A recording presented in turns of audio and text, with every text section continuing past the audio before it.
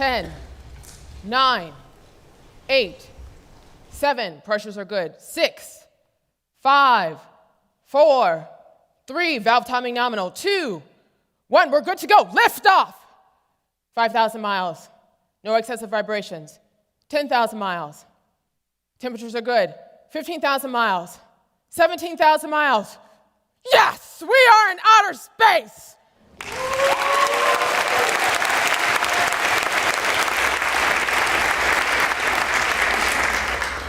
That was me, an award-winning rocket scientist sitting in mission control.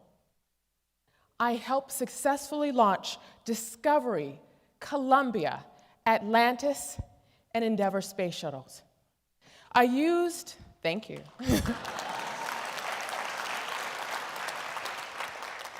I used mathematics and science to calculate the probability of catastrophic explosion within a space shuttle's flight.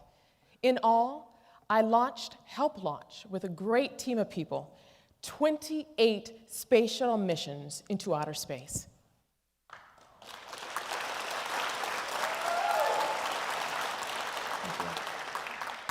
Now I can stand here and tell you how great it was to launch from the mission control.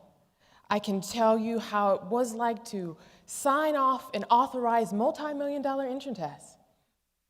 But I'm not. I can tell you how great it is to be an author and a TV host now. But I'm not. Rather, I'm going to talk about you and me and what comes in our mind in the middle of challenges. Fear. Fear. What have you always wanted to do in life? Do you want to be a multi-million-dollar business owner? Do you want to be the first in your family to graduate from college? Do you want to start a family? Well, for me, I always wanted to be a rocket scientist, but obstacle and roadblocks came into my path where I questioned whether or not I'd be able to do it. The truth is this: if we do not have a way to reprogram our minds to overcome fear, we will never be successful at our own specific missions in life. But there's good news. I have personally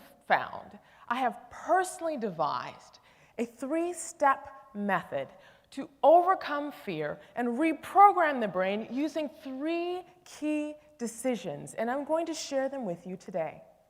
The first decision is this: you must name and reject your fear.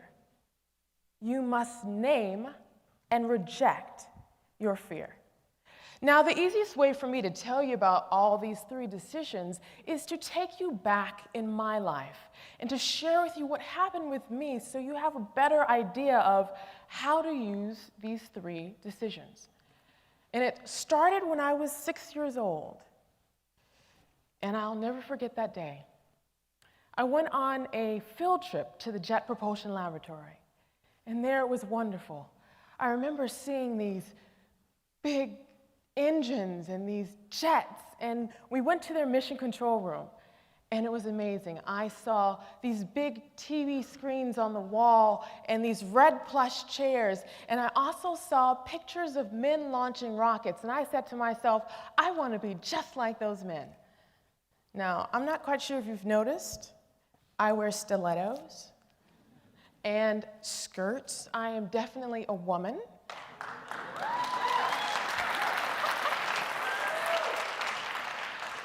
And that didn't stop me. I wanted to be just like these men. But obstacles came into my path. Now here I am, 10 years old, in the middle of a 5th grade class, and right next to me is a boy who's also 10, and he has been recruited into a gang. He and I get into arguments quite regularly because, frankly, I don't know the power of my words at this age. And he wears this ring on his finger that he files down so it acts just like a knife. And so one day in a heated argument, he takes this ring and he socks me right under my eye. Now, being a champion, an Olympian, I stand up to defend myself, and everything goes blank. I cannot see one thing. I am later rushed to the hospital, and I have 5 layers of stitches placed in my face, and the surgeon tells me I'm lucky. Had it been any higher, I would have lost my eye. Now, I'm pulled out of school for months, where right next door there's a crack house, and I see people getting high on the outside of my bedroom window, and our mother has us sleep in the bed in a certain direction, so if the bullets came through the house, if it came through the walls, it would hit our feet first and not our head. So in the middle of downtown Los Angeles, in poverty, face disfigured, and I want to be a rocket scientist. Next, I am placed into another school where I fail algebra, then I fail geometry, and then I go to a performing arts school and I fail chemistry, then make a D in calculus. Then a blessing occurs. There's this man, this teacher, and he says that if anybody wants help for their AP calculus exam, he would tutor them for free. So I jump at this opportunity, and I catch the bus 2 hours each way just to sit with this man for 1 hour. And I remember looking at the information, and I remember thinking, wait, I can get this. I can get this. I may not understand it now, but I will. I'm not going to let failure stop me. And that was the first time I learned to name and reject my fear. It would be a beautiful story if I told you that I took the AP calculus exam and passed it, but no, I failed it miserably.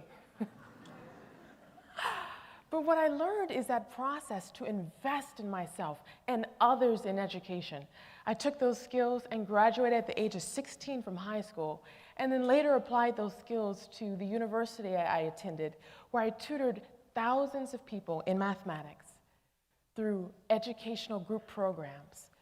And I and other people learned to name and reject their fear. And I fortunately was able to be one out of top 5 graduates out of a 6,500 graduating class. You must name your fear and reject it.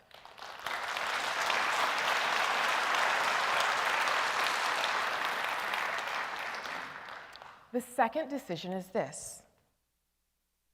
You must reprogram your brain with different thoughts. You must reprogram your brain with different thoughts. You know how you have a computer and it may be infected with a virus, and you have to take the virus off the computer and reboot it so it operates correctly? Well, our brains are the exact same way. What we have to do is take the virus out, what's called fear.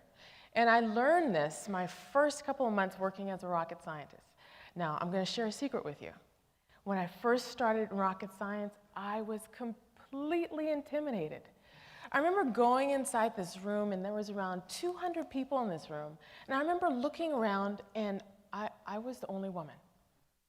And then I remember looking around again, and everyone was at least 20 years older than I was, and I was hearing all these words I didn't know. Beads of sweat would come down my forehead as I was hearing SSME, ITAR, RP1, ISP. I didn't know what any of this was, and that fear started coming into my brain again, and I didn't know whether or not I'd be able to make a significant difference. Then, a couple of weeks later, I had my second epiphany. I remember going into this room, and then I realized, wait, I'm educated, and I work hard at everything I do. I may not be able to make a significant difference now, but I will. So that's what I did. I literally told myself, I'm going to make a big difference here. And I found mentors to show me what SSME meant, which was the Space Shuttle Main Engine. The Space Shuttle Main Engine was huge. I found out where every single duct, line, weld, tube, every valve was placed, enough so I was able to help redesign new engines and sit in mission control. This work allowed me to become one of the youngest engineers of the year. You must reprogram your brain with different thoughts. And the last decision is this. The last decision is this. You must rebuild your brain.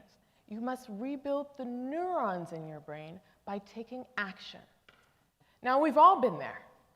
We've had to lose weight, we've had to get in shape, and it's not enough to simply say, all right, I'm going to get in shape, and then you sit on your couch. You've got to go to the gym, you've got to climb those stairs, you've got to get on a bike, you've got to do something to activate your muscles so you lose weight. Well, our brains are the exact same way.